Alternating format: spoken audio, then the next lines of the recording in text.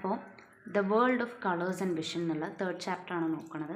അപ്പോൾ ഇവിടെ ഏറ്റവും ആദ്യം പറയാനുള്ളത് റിഫ്രാക്ഷൻ അല്ലെങ്കിൽ അപവർത്തനമാണ്. റിഫ്രാക്ഷൻ കൊണ്ട് ഉദ്ദേശിക്കുന്നത് എന്താണെന്ന് വെച്ച് കഴിഞ്ഞാൽ ലൈറ്റ് ഒരു മീഡിയത്തിൽ നിന്നും അടുത്ത മീഡിയത്തിലേക്ക് ലൈറ്റ് കടക്കുമ്പോൾ ഈ ലൈറ്റിൻ്റെ ഡയറക്ഷനിൽ ദിശയിൽ അവിടെ വ്യത്യാസം വരും. അതാണ് റിഫ്രാക്ഷൻ കൊണ്ട് ഉദ്ദേശിക്കുന്നത്.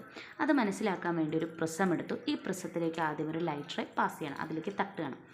പ്രകാശരശ്മി ഇതിലേക്ക് വന്ന് ഇടിക്കുകയാണ്. തട്ടുമ്പോൾ ഇപ്പോൾ ലൈറ്റ് റേ ഉള്ള മീഡിയം ഇത് എയറും, ഈ ഒരു മീഡിയം എന്ന് പറയുമ്പോൾ ഇത് ഗ്ലാസ്സുമാണ്. എയറിൽ നിന്നും ഗ്ലാസ്സിലേക്ക് ഒരു മീഡിയത്തിൽ നിന്നും മറ്റൊരു മീഡിയത്തിലേക്ക് അത് പോകുമ്പോൾ സ്വാഭാവികമായിട്ടും ഈ ലൈറ്റിൻ്റെ ദിശയിൽ അവിടെ വ്യത്യാസം വന്നു. ഇങ്ങനെ മൂവ് ചെയ്തിട്ടുണ്ടായിരുന്ന ലൈറ്റിൻ്റെ ഡയറക്ഷൻ ഇങ്ങനെയായി. വീണ്ടും ഗ്ലാസ്സിൽ നിന്നും എയറിലേക്ക് അത് വരുമ്പോൾ തിരിച്ച് പ്രിസത്തിൽ നിന്ന് പുറത്തേക്ക് വരുമ്പോൾ വീണ്ടും അതിൻ്റെ ഡയറക്ഷനിൽ അവിടെ വ്യത്യാസം വന്നു. ഇതാണ് റിഫ്രാക്ഷൻ അല്ലെങ്കിൽ അപവർത്തനം എന്ന് കൊണ്ട് ഉദ്ദേശിക്കുന്നത് ഇതാണ്. ഇനി ഇതിൻ്റെ ഒരു ഡെഫിനിഷൻ എന്താ ഉദ്ദേശിക്കുന്നതെന്ന് വെച്ച് കഴിഞ്ഞാൽ when light ray enters and leaves a prism it deviates towards a base of the prism due to refraction. പ്രിസത്തിലേക്ക് കടക്കുമ്പോഴും പ്രിസത്തിൽ നിന്നും ബഹിർഗമിക്കുമ്പോഴും അപവർത്തനം കാരണം പ്രകാശരശ്മിക്ക് പ്രിസത്തിൻ്റെ പാദഭാഗത്തേക്കാണ് വ്യതിയാനം സംഭവിക്കുന്നത്. അതായത് ഈ ലൈറ്റ് റേ ഇപ്പം ഞാൻ നേരത്തെ പറഞ്ഞ പോലെ തന്നെ പ്രിസത്തിൻ്റെ ഉള്ളിലേക്ക് കടന്ന് പ്രിസത്തിൽ നിന്നും പുറത്തേക്ക് വരുമ്പോൾ സ്വാഭാവികമായിട്ടും അവിടെ സംഭവിക്കുന്നത് എന്താണെന്ന് വെച്ചാൽ റിഫ്രാക്ഷൻ സംഭവിക്കണം, അപവർത്തനം നടക്കുന്നുണ്ട്. അപ്പോൾ ഈ ഒരു അപവർത്തനം നടക്കുമ്പോൾ ഈ പ്രിസത്തിൻ്റെ ബേസ് എന്ന് പറഞ്ഞൊരു ഭാഗമുണ്ട്. ബേസ് എന്ന് ഉദ്ദേശിക്കുന്നത് പ്രിസത്തിൽ ഒരു സൈഡ് മങ്ങിയ ഒരു ഭയങ്കര മങ്ങിയ സൈഡായിരിക്കും. ആ ഒരു ഭാഗത്തിനാണ് നമ്മൾ ബേസ് എന്ന് പറയുക. ഈ ബേസിൻ്റെ അടുത്തേക്ക് ലൈറ്റ് റേ പാസ് ചെയ്യുന്നുള്ളതാണ്, അതിൻ്റെ അടുത്തേക്ക് ഒന്ന് നീങ്ങി വരുന്നുള്ളതാണ് ഇവിടെ പറയണത്.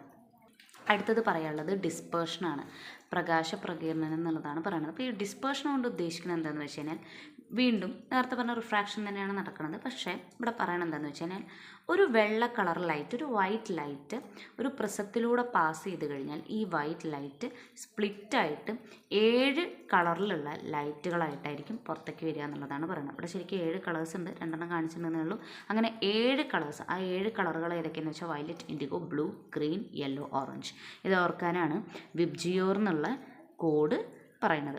അപ്പോൾ ഈ ഒരു 7 കളറിലുള്ള ലൈറ്റുകളായിട്ട്, ലൈറ്റ് റേസ് ആയിട്ട് ഇവിടെ വെള്ള ലൈറ്റ് പ്രിസത്തിലൂടെ പാസ് ചെയ്ത് പുറത്തേക്ക് വരുമ്പോൾ അതങ്ങനെ സ്പ്ലിറ്റായി വരുന്നുണ്ട് എന്നുള്ളതാണ് അവിടെ പറയുന്നത്. ഇതാണ് ഡിസ്പേർഷൻ കൊണ്ട് ഉദ്ദേശിക്കുന്നത്. ചുരുക്കി പറഞ്ഞു കഴിഞ്ഞാൽ ഒരു വെള്ള ലൈറ്റ് ഉണ്ടാക്കിയിട്ടുള്ളത് 7 ഡിഫറെൻറ്റ് കളറുകളുള്ള ലൈറ്റ് വെച്ചിട്ടാണെന്നുള്ളതാണ് അവിടെ അർത്ഥം.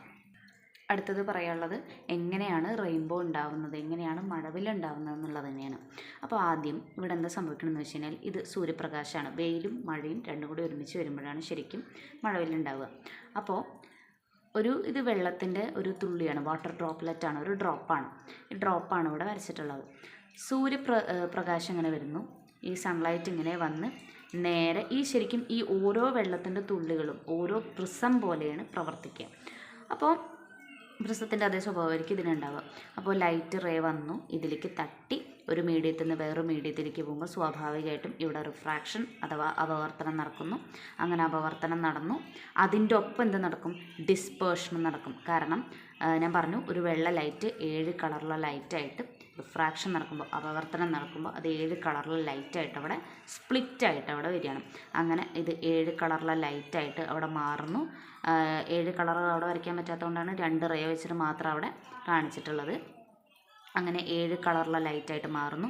വീണ്ടും ഈ ഒരു ഭാഗത്തേക്ക് തട്ടുമ്പോൾ അവിടെ എന്താ നടക്കുക, അവിടെ റിഫ്ലക്ഷൻ നടക്കുന്നു. ഇവിടുന്ന് റിഫ്രാക്ഷൻ നടക്കുന്നു, അതിൻ്റെ ഒപ്പം ഡിസ്പേർഷൻ നടന്നത് 7 കളറുള്ള ലൈറ്റ് ആവുന്നു. നേരെ വന്ന് ഈ ഒരു അറ്റത്ത് തട്ടുന്നു, അവിടെ തട്ടുമ്പോൾ അത് വീണ്ടും തെറിച്ച് ഇങ്ങോട്ട് പോകണം, അവിടെ റിഫ്ലക്ഷൻ നടക്കണം. ഇത് തട്ടി റിഫ്ലക്റ്റ് ചെയ്യണം.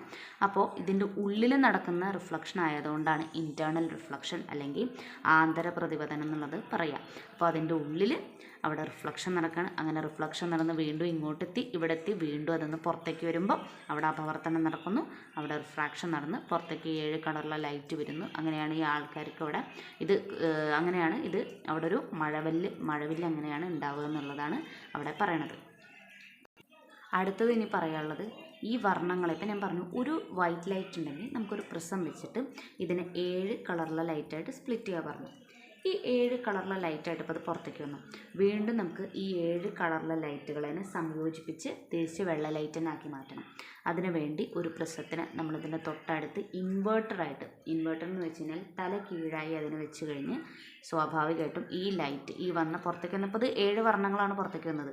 ഈ 7 നിറങ്ങളും വീണ്ടും ഇതിൻ്റെ ഉള്ളിലൂടെ പാസ് ചെയ്ത് അതിൽ അപവർത്തനം നടന്ന് എല്ലാവരും കൂടി കൂട്ടിമുട്ടി പുറത്തേക്ക് വരുമ്പോൾ ഒറ്റ വൈറ്റ് ലൈറ്റായിട്ട് അവിടെ വരുന്നു എന്നുള്ളതാണ് പറയണത്. അടുത്തത് ഇവിടെ പറയാനുള്ളത് വളരെ ഇമ്പോർട്ടൻ്റ് ആയിട്ടുള്ളൊരു ടോപ്പിക്കാണ്. പെർസിസ്റ്റൻസ് ഓഫ് വിഷൻ എന്ന് പറയും, അല്ലെങ്കിൽ വീക്ഷണ സ്ഥിരത എന്നുള്ളതും പറയും.